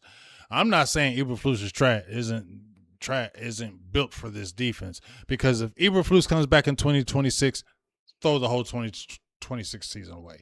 Throw the whole 26 season away. Throw it away. Throw it away. Okay. So I agree with y'all on that. But what I said, he's a scapegoat because y'all trying to make yourselves feel better or why Dallas had a fucked up season. See? Because it makes you feel better now because you don't feel as bad that you had a bad season. Because you said it was Eberflus's fault. Yeah, because even if it is his fault, why the defense was bad, is still the person that brought him in is the issue. Exactly. Nobody wants to talk about that. We can though. blame Eberflus, but really it's who hired Eberflus. Exactly. Who was the good old boy that brought him? Yeah, and why didn't your head coach get to pick a guy? Exactly. Just like he did with McCarthy when he kept Kellen Moore. Yep, same exact thing, but for the defense. Exactly. And McCarthy was like, okay, well, I don't have a choice because I want this job. He said, okay, I fired him, but you're keeping Kellen Moore. That's the deal. What are you going to say if you want the job? No, he got to go. No, you're going to say, all right, cool. Aren't you? And don't tell me Jerry don't put it to you like that. Yeah, he does. He puts it to you like that. He got to stay. You get what I'm saying? So he's forcing these people on you. You get what I mean? Like, you let him hire all his offensive guys, but I'm going to hire a defensive person. You don't know shit about football. Yeah, talk about continuity. Would have been better off bringing Zimmer back for another year. Hell yeah, Zimmer. At least he used Lou Fowl, second round pick. I like Zimmer as the defensive coordinator. I said I don't want Zimmer as a head coach because he's old as shit. I don't want him as the head coach. Defensive coordinator, hell yeah. Keep him. He made the defense improve. Why didn't you keep him? Because Jerry lied to him, made some promises to him, and then why didn't you give him a pay raise? You didn't do it. You want to be cheap with him. And he said, well, F you then. I done put all this stuff with this organization. I've been with you before this, and you're going to play me like that? I feel him. I'm out. So let me see who you win with somebody else. And then you know what Jerry did? This is what I really think happened. Jerry probably was like, Zimmer was like, man, fuck you, dog. That's fucked up how you playing me. I'm out. Jerry was like, oh, shit, what I'm going to do? Matt Eberflus. Matt, what's up, dog? Hey, you remember how you wanted that job back then with Marinelli? I got it for you. Don't worry about it. Everything cool. You got, you don't worry about it. Okay. That's Jerry's a master manipulator. That's what he would do. Oh, I lost you, Zimmer. Let me get him. As soon as Eberflus got, is Mel in here? Is Mel in here, babe? Mel, attest to it. We both talked about it. As soon as Eberflus got fired, me and Mel were tweeting each other. I said, that's our next defensive coordinator. Talk to him, Mel. Tell him in the chat. That's what I said the day he got fired. Tell him in the chat. The day he got fired, I said, Eberflus is our next defensive coordinator. Man, you know why? Because Jerry's going to go with him because it's comfortable. I know him. He was here before. He'll be able to do it. No, actually do a search. You go with comfortable people. You got the that you got the thing, Chief? What? Remember when you said you was going to show the Oh, thing? the graphic. Yeah. Yeah, we got the graphic. Which one? The one with the comfortable This graphic. one here? Yep. All right, yep. There we go. And I got this from Fake Book. You're right. I didn't say Facebook. I said Fake Book. I got this from Fake Book. So this, and I agree. I seen this in Fake Book. Don't know what the hell they talking about. I seen this. I said we got to post this. How Jerry hires. Read that first one, G, because I don't got my glasses. It says someone he knows, and then it's got categories of someone he knows, Mention someone the he names. effed up, and he needs help. Mention and then that someone other- he yep. knows. Jimmy Johnson, Mm-hmm. Barry Switzer, Mm-hmm. Dave Campo, Mm-hmm. Jason Garrett, Mm-hmm. Brian Schottenheimer, Yeah. and then he effed up and needs help. Bill Parcells, Mike McCarthy. Is that not right? It feels like It does feel like that feels like so right. the sequence, yeah, and then the other category: Chan Gailey, Wade Phillips. That damn near spot on, dog. Jerry Yeah. goes what he's comfortable and safe with, who he feel comfortable and safe with, and when he feels like it's all fucked up, I'm gonna go get a dog. Yeah. If it's all fucked up and I don't want nobody saying nothing about me no more, You know what? That's perfect too, because that is exactly when you said he's like the Jason Garrett, same kind of thing. Because like that's why he went and got Mike McCarthy after that decade with Jason Garrett. So now we got the Jason Garrett. So now we're gonna have to write it out for a few years and see what Schottenheimer damn, does. you preaching right here. Then he's gonna go He preaching. after seasoned head coach, He's preaching. right? We Ain't know that the right? pattern, patterns and trends, right? Well, that's what the graph we just looked at. That's the pattern and trend, right?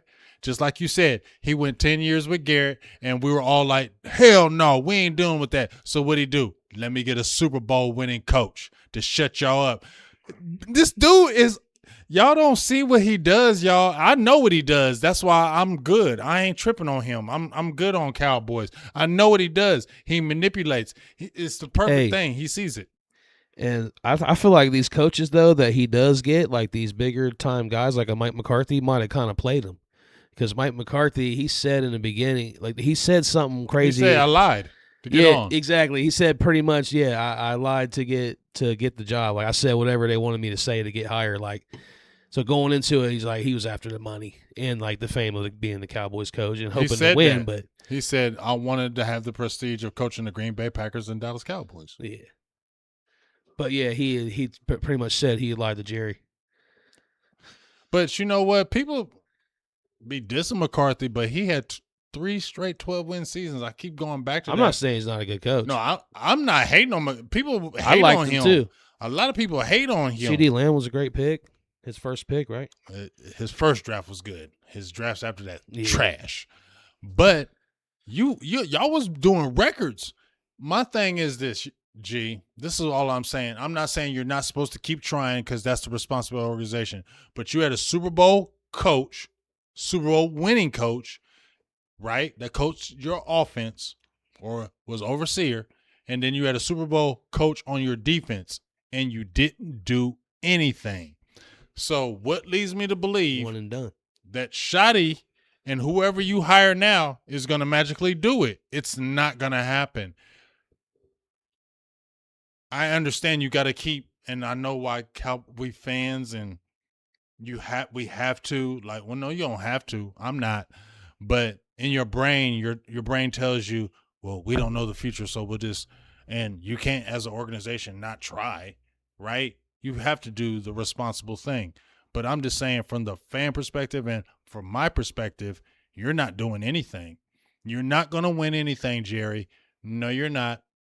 Not until he's fully moved out the way, whether it be the GM or, God forbid, it's going to be death.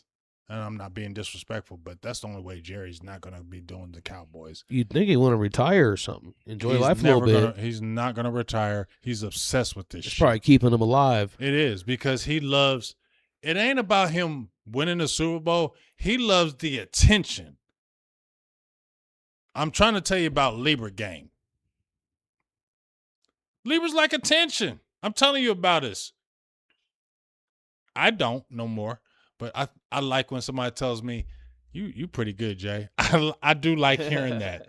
I do. I'm telling you the real. So when y'all think about Jerry, this is the real. I do like when people compliment me and say I'm doing good. I do. So imagine me saying that and Jerry, who's a billionaire, and people telling me, damn, Jerry, you a beast. He loves hearing that. The problem, what we don't do as Cowboys people, we really need to rebel against Jerry. That's what will change him. Trust me. But we don't do it. You really got to stop paying for the games and giving him the attention. I mean, I'm making a show right now and we're talking about the Dallas Cowboys. I know. Let's be real. I'm falling into the shit right now, so I guess I'm a hypocrite. I can admit it. But Jerry probably can sit back and say, what do I need to change for? I got 300 fucking content creators talking about Well, we stopped Dallas buying right now. stop buying jerseys and going I didn't to buy none of games. this. No, I'm not saying you. No, I'm I talking know. about everybody. I this is my disclaimer. This is all free, and I gotta give G his hat back because I got a hat underneath this. I ain't buying none of this shit, and I'm not buying that. Remember, G, when we was going, we Yep. was going for free. Yeah. We didn't pay for that shit. Yeah. Now I have bought a lot of shit over time, but yeah, stop going to the Walmart across the street from the stadium. You said what? Walmart probably makes a ton of money off They those make a games, whole so ton of money. stop going to Walmart. Stop going to the game. That's the only way Jerry will change. I promise you. I promise you in my heart. If people really just stop going to games, stop buying the tickets, stop believing the hype, and really turn their head against him, he would really change and really think about stepping back and stepping down. But as long as he's raking in this dough, and as long as we're doing what we're doing, he's never going to change. And that is the truth, y'all. He is never going to change. As long as he is raking in dough, he's not going to feel the need to change. The only way Jerry changes, Jerry don't like to be hated. It's the truth. He don't like people hating him. He don't like people talking shit about him, but he don't want you to hate him. Mm-hmm. And when you are not going to games and say, F Jerry, he don't like that. Trust me. Say some stuff about Jerry. Remember when that blow up on the fan or whatever, and he was talking trash about and there was a big uproar? He came right back there and apologized because too many people were talking negative about him. He doesn't want that negative press about him like that. So he'll come on and say, you know what, I'm sorry. Because he don't want that. If you really give him that heat, he will change. But Cowboys fans ain't strong enough to do it because we love them Cowboys so much. We ain't strong enough to say no. And he prays on that, and that's why he won't change. Yeah, he's got to feel it in the pockets. Yeah. That'll be the only way. He's got to feel it in his pockets. And if he's making $9 billion into the number one organization still, and they ain't went to a Super Bowl, do you really think he's going to change, G? No. But yeah, it's been a big Jerry show, obviously, because really, like we That's said, the it's thing. kind of pointless, to anything else until that issue. We don't want to talk about it, G, but we're going to talk about it on here. People don't want to talk about it, but we got to talk about it because this is the conversation that needs to be had. I know some teams that choked. We talked about 2022. Y'all choked. Your players choked. You did. But at the end of the day, he's not the football guy. And as long as he's making the football decisions, Dallas is always going to suffer. And with that, I'm going to use the restroom. A double dip. Yeah, I wanted to talk about Kenneth Murray, too, after this, because we've been spending a lot of the time on Jerry, so which is due because, that is at the end of the day where it starts when you look at the whole over all these years. But we're still going to get into Ryan Flournoy, the Pickens situation, the receivers, off-season priority rankings. What's the biggest thing that the Cowboys need to do in the offseason? Is it re-sign Pickens? Is it the draft? Is it a change on the coaching staff? A free agent? Re-signing some other guys like Javonte Williams? What's going to be the biggest off-season priority for the Cowboys? Let us know in the comments what you think, and we'll read your comment. True Calidro says the stadium will always bring in money. He ain't worried. That's true because it is a lot more than just the Cowboys games. It's the college games, the pay-per-views, the UFC fights. all the other stuff that they make the money on, all the sponsorships. So yeah, they could probably get along just fine without the Cowboys even being there. That's his bread and butter. Yep. Yeah, we were just kind of getting into a couple things that I wanted to shift direction a little bit because, like, again, in spite of that, we still have stuff to talk about if we just want to cover it. The offseason priority, ranking that. So, what's the biggest offseason priority? What is it? Pickens? Is it Javonte Williams? Is it the draft? Is it changing on the coaching staff? Some other free agent you're going to bring in, Javonte Williams? What's the biggest priority there? What do you think number one is and needs to be first? First, I want to tell you, my boo, I love you. I love you, boo. And G, you my dog. Eric B and Rakim. I just want to give my shout outs to my peoples. All right, and second, with that, Javonte Williams is going, in my opinion. I feel like he's outpriced himself. Dallas is not going to pay that money for a running back. I don't feel like, nor should they. We talked about this. We talked about this last week. That's why you build your offensive line. We talked about the different Broncos. You can churn them running backs out. It will hurt us. Oh, Javonte. Bro, you'll be okay. You got a good offensive line. You get a good running back. It would be another 1,000-yard rusher, right? As much as we hate it. Yeah. So I feel like Javonte Williams is gone. He's outpriced himself. I got another little angle I could throw on that. Go ahead. So if you kind of compare it, I know he wasn't used as much in college, but if you look at Zeke's career, if you look at Zeke's career, when did his career kind of start to drift and fade away, like where it was kind of like he was getting too old? I mean, I know Javonte is a little bit younger, but when you look at the seasons, and he's been hurt. Zeke was what, about 2020, year 5 or 6? I think 2020 is when about I his started fifth to see season or his so. decline. Yeah. 2020, 2021 So is when he started falling off. Javonte's in that season now. I know he hasn't played as much; just came off an injury. But when you compare it to Zeke, that could also be a thing because, like, he's getting up there for a running back, but maybe he could be one that lasts longer. But if you look at, I know Zeke was used a lot more in college. I'm sure he was that big workhorse. You saw that stretch he had, but but Javonte, he's kind of up there in that season where maybe they start to hit that shelf. Running backs kind of fall off quick, don't you think? Yeah, but he's only 25, and he's been really on the shelf with those injuries. So he's really not had a lot of carries. So he doesn't have a lot of mileage. I think where he needs to go to a team like the Texans or somebody like that that's going to workhorse him for like 2 or 3 years and let him be done. Dallas is not going to do that, and I just don't feel like. I just feel like he's outpriced himself with Dallas. I just don't see him coming back, and you can get another running back, whether it be draft or whatever, that if your offensive line is good, it'll be okay. I think the prioritize to answer your question would be George Pickens. I go back to it again. I won't harp on this, but you should have did a sign and trade. You should have offered him money. I know you might be worried about it because maybe he would have slacked in your brain or anything like that. You should have did that because I don't know where you thought that he was going to have average numbers when he had average numbers with average. I mean, he had good numbers with average quarterbacks. You got a guy and you got CeeDee Lamb. He was going to turn up, and you're dealing with that agent. You should have thought about that ahead of time. And now, yeah, they're going to come at you with, hey, we want money. You see our numbers? Yep. Somebody's paying us big dollars. We go to the Titans, get 40. 42. Yeah. Cam Ward and George Pickens will look good together. Mm-hmm. You think they ain't throwing that? Everybody going to want some George Pickens. He ain't tripped. I don't care what y'all saying about him. Say what you want. You going to sign him you going to sign him. Yeah, your guy Mel jumped in there. Said he agreed with you. He was behind the stream. He said, but yeah, you called it about the Eberflus thing. And then he also said Flo's good. He likes Ryan Flournoy. He likes Javonte. But I think for the reason like you said, because Pickens is your number one priority, that's probably also why you're not going to get Williams back. Yeah, because you can't spend on him. Yeah, you can't spend that money. That money's got to be allocated to Pickens because he's going to cost a lot of money. He's going to want big money. His agent going to want big money. CD's making 34. They're starting at 35. They starting at 35. Our numbers say 35. We're starting at 35. We're not getting paid $1 under CD Lamb. You damn sure they're saying that.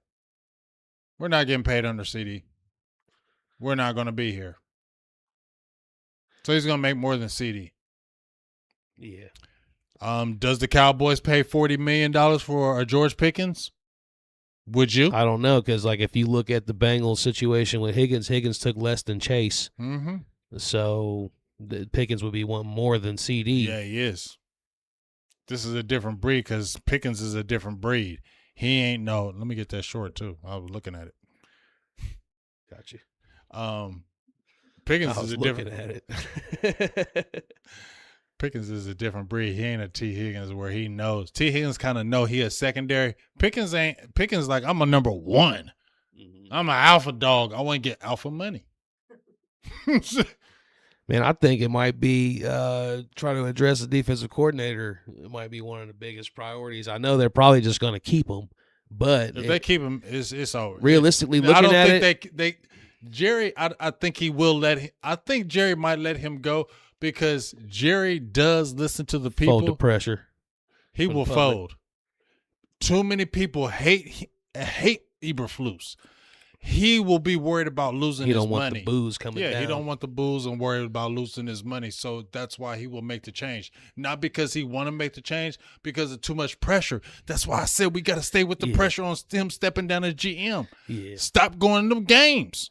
And I think platforms like this is what drives that too. All these people Yes. that talk about this stuff, it gets pushed around, It and they all does. see it. It They all see gets it. out there. They have people who listen to these podcasts Yeah. and they hear this. And if we all keep on saying, fire Eberflus, he ain't going to bring him back. He ain't going to want to hear that noise every game. He's not going to want to hear it. So that's why he'll get rid of him. That's why, you know what? You got to keep being loud with this shit with him, with the GM.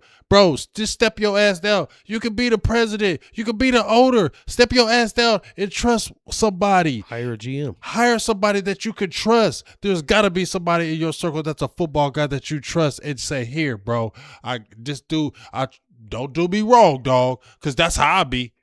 Don't do me wrong. You know, I've been doing this for 30 years, motherfucker. I'm letting you do this. Don't do me wrong. Right? Yeah. But guess what? You 83, bruh. Dallas is never winning again with you as the GM. Never. They're never going to another Super Bowl. Go ahead. I bet you they don't. Calvin Jefferson just made a good point there. He said every season produces a new need. As much as fans would hate it, we need like offensive linemen again now, even though we're always drafting offensive linemen. But you know what? I think we could get away with stuff if we had the right people in place. You feel what I'm saying, G? Like, if you had the right people in place and you stepped your ass back, like Harry Roseman. He makes mistakes, but that motherfucker is super aggressive. See, here's the problem, and we've talked about it time and time again, all the final word and whatever. They are comfortable. Nobody is firing the Joneses. You don't have a threat of being fired. You will not, in my opinion, go as hard. No, you're not. Because ain't nobody pressuring you. I do it when I want to do it. But you hire a GM and he's got a clock ticking on his job instantly. If he doesn't produce in those first probably few years, he's gone. With that pressure, he's got to make the pressure of making the right decisions because he know he can't slack. There's not that pressure for Jerry, Steven, or none of them. They all live in a comfortable house, Will McClay included, because he doesn't get any pushback. You know why? Because Jerry protects him because he's his number one guy. So where does Will McClay feel pressure? He's in this shit too.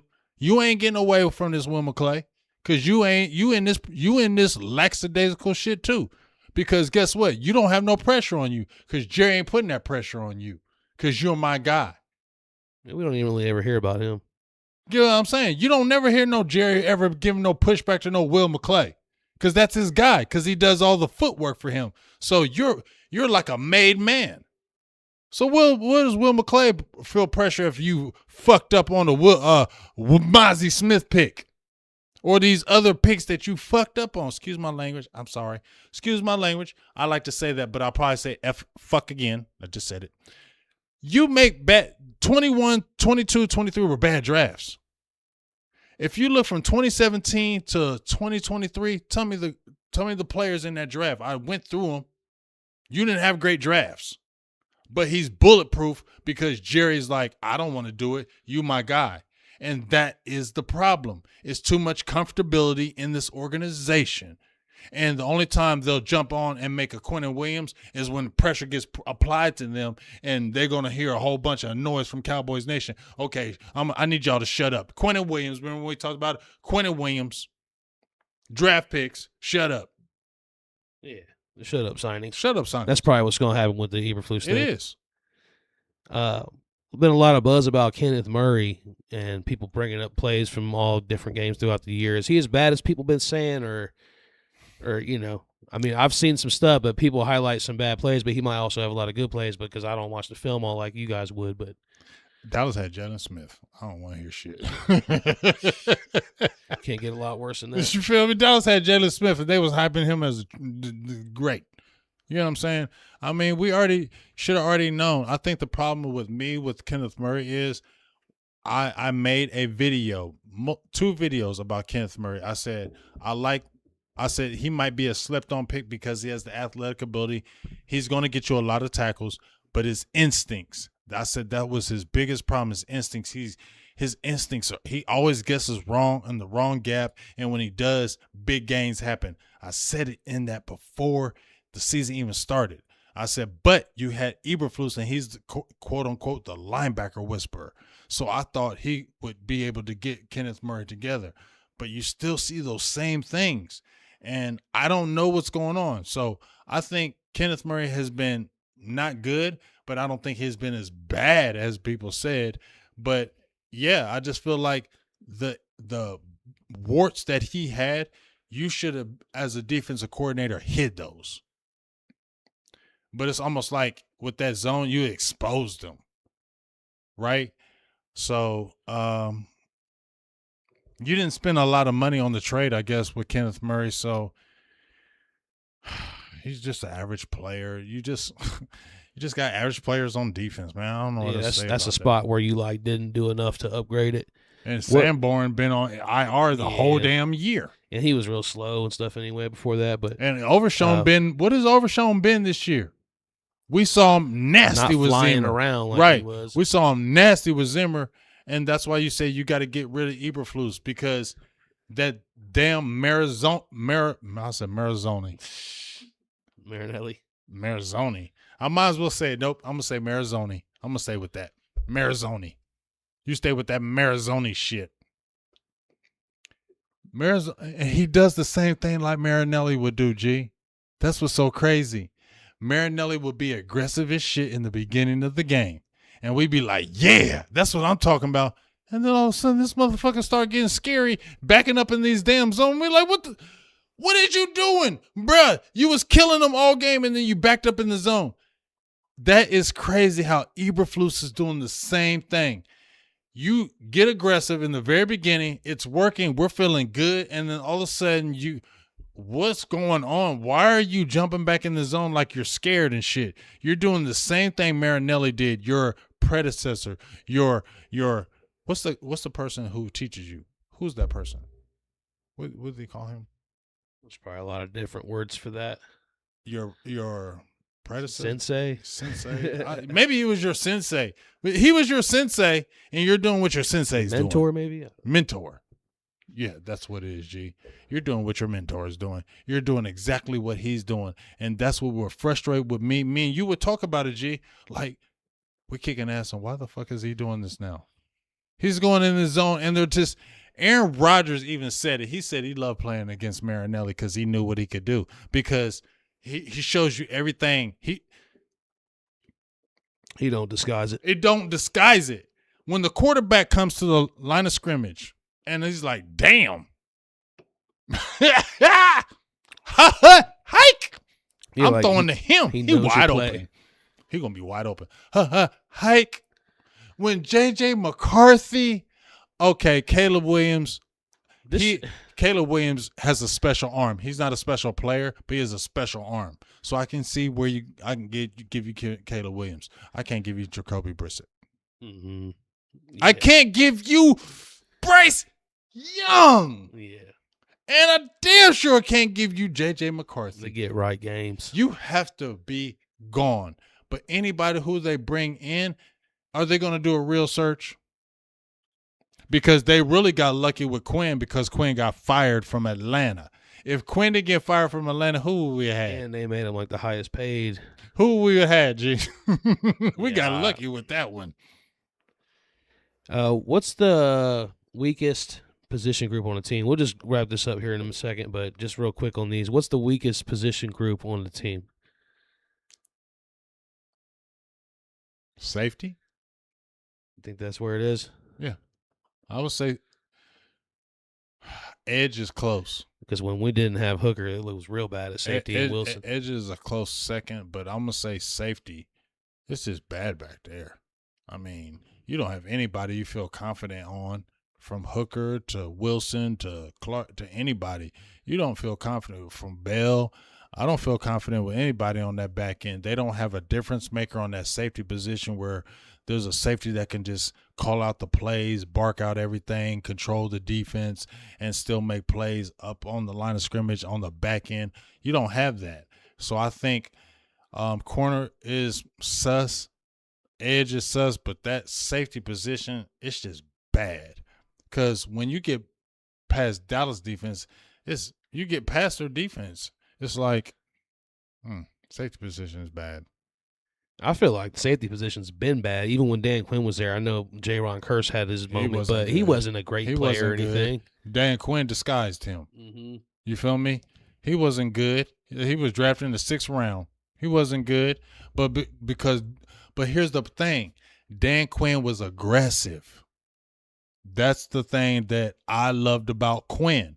People be hating on Quinn. I ain't hating on Quinn. Yeah, they didn't stop the run like we wanted to, but Dallas was setting records. From 21, they went from one of the worst defenses to one of the best defenses in pressures, sacks, turnovers.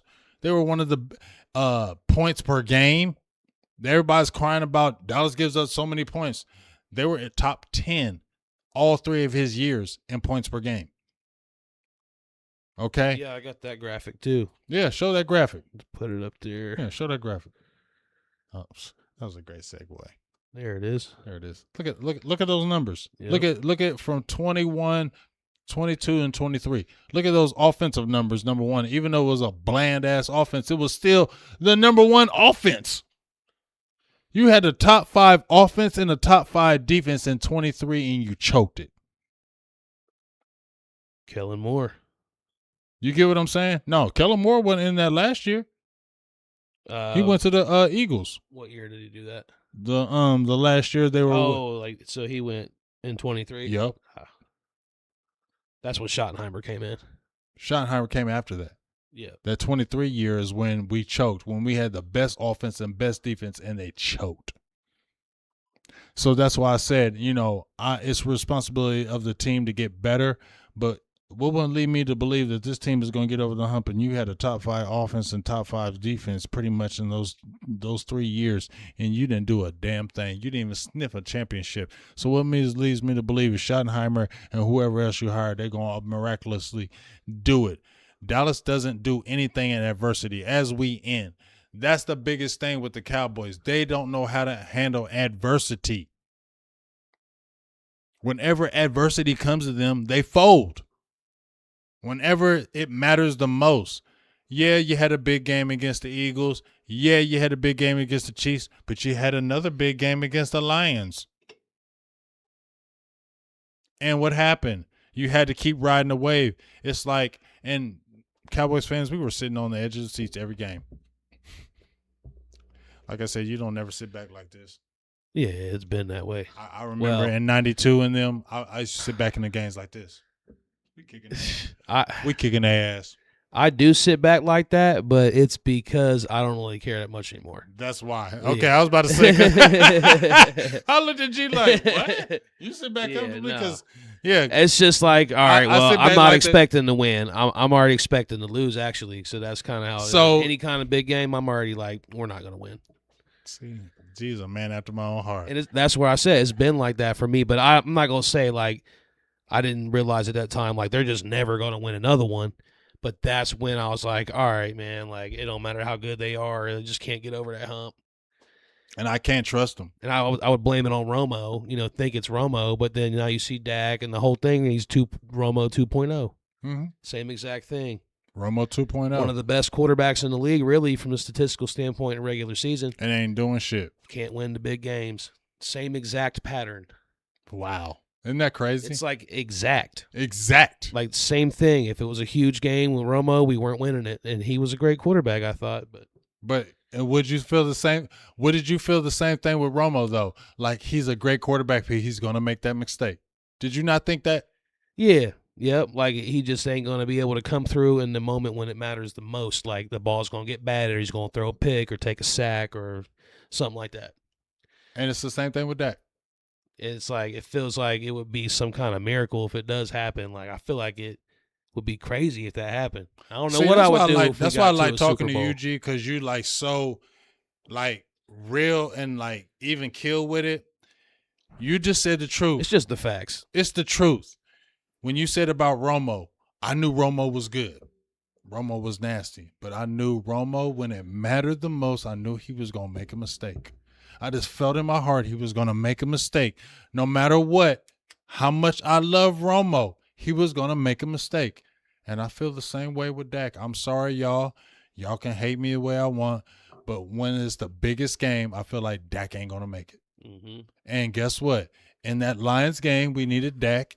And I ain't putting it all on Dak, but he didn't do it. Yeah, you got to – some of them games you got to carry the team. Some of the games, you got to put the whole damn team on your back.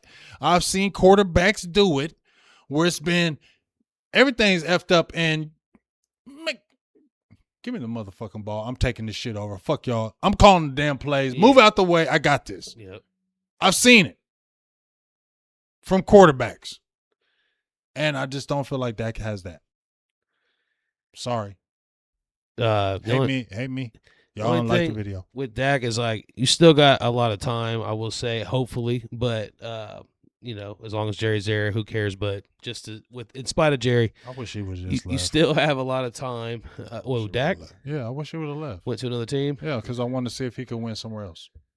I wanted to see if he didn't have that, if he didn't have the Cowboy stigma over top of him, if he could go to another team and win. Like the Browns or something? Yeah, I wanted to see if he could really do that because you got that Cowboy shit on you. I want to see if you didn't have it on you because I've seen a lot of Cowboys players leave and be successful other places and win.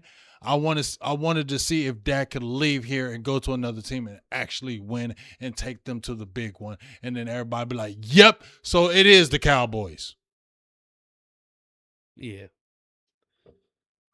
Look, this guy just hopped in here, or he said this comment a while back, but he didn't know we was going to end up getting to this. A Dak delusional fan. He said, you can't build a perfect team to overcome Dak. And he didn't realize we were about to just get into Dak and that feeling that you have about him. So hopefully he stuck around. Yeah, well, he's a Dak hater. I think I know Dak delusional. And then Dexter says Dak's not that guy, plain and simple. I mean, Dak is really good, but he hasn't done it in those moments. And, I mean, I will say the offense scores enough to win, but a lot of times seems like it's too late in the game and stuff like that, or it's just not the opportune time to score and stuff like that. So, like that Lions game, we felt good about coming back in that one when it was 27-30. We was like, oh, here we go again, just like we did with the Eagles, in the comeback and winning a tough, tight, close game. But then the defense gave it up, and offense couldn't do nothing after that. And that's where it's like I don't feel like that's Dak because that's where Romo dealt with. You'd bring him back to where you got a chance Romo in the does game. the same shit. He bring him back, and you'd be like, yes. And then 3 plays later, these motherfuckers would give up the touchdown. And you like, Or they're in field goal range. And so imagine the pressure you have to feel as the quarterback when you have to get back on the field and score again. So that's why I feel bad for Dak and Romo when the defense is always giving it up. But guess what? When the defense has been stout and it's did it, the quarterbacks, Romo and Dak didn't do it. It never goes together. You feel me? Yep. When the defense did it in 22, I'm going back to that 22 game.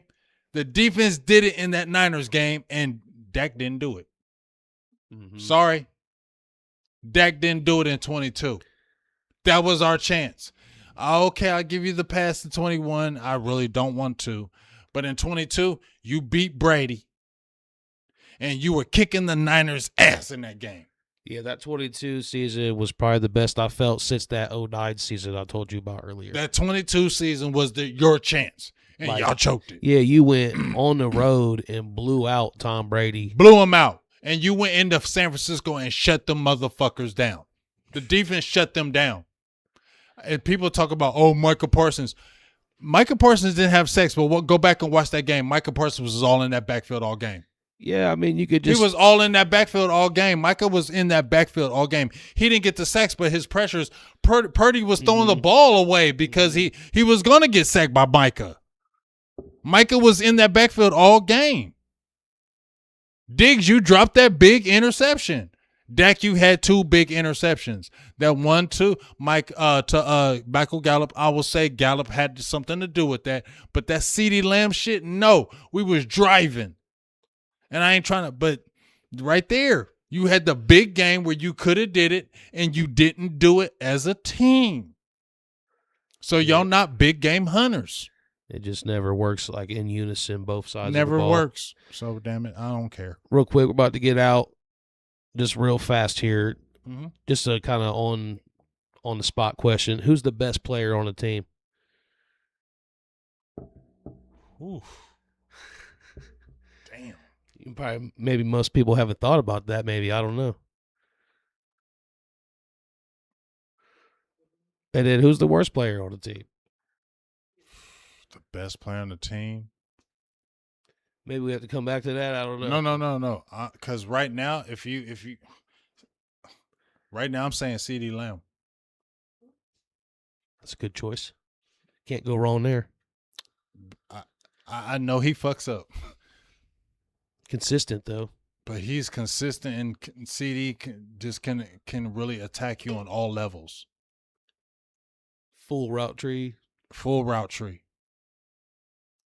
And look at his numbers. I know Dak, but it's neck and neck with Dak and CD. But I like CD better. Sorry, I just do. I like CD better. I like CD better than Dak.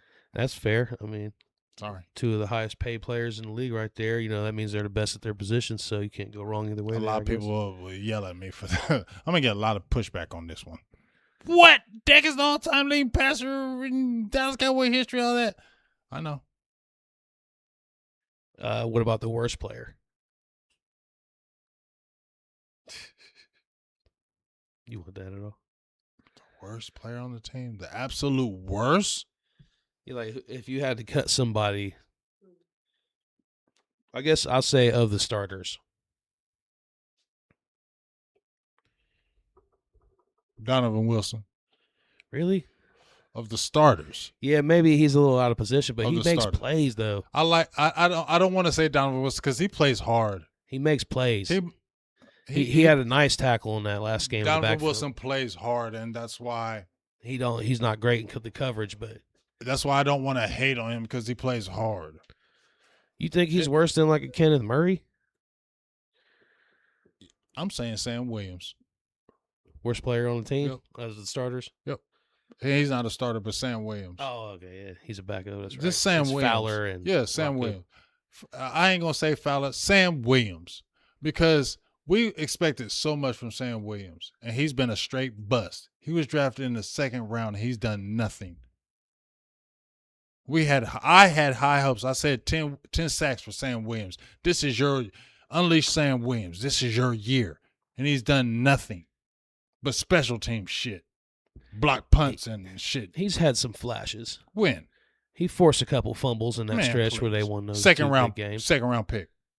Yeah, but I'm just saying he has shown what he could be, but he just can't consistently put it together. Second round pick. Second round pick, you should be starting, number one, as a second round pick. You should be the starting end, and you should be getting at least 5 sacks. Yeah. And you're not doing any of that. He's not a starter. He's a second round pick. He's still not a starter.